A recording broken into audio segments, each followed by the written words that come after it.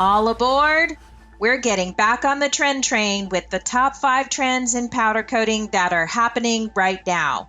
Today, we have editor-in-chief of finishingandcoating.com, Tim Pennington, writing on the daily about the coatings industry for over a decade, including powder and liquid coatings, anodizing and plating, PVD, and e-coating.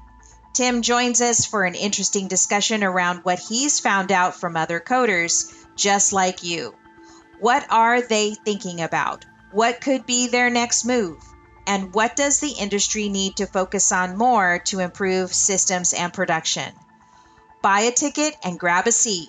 Let's see where this train goes. Get ready to level up your powder coater game.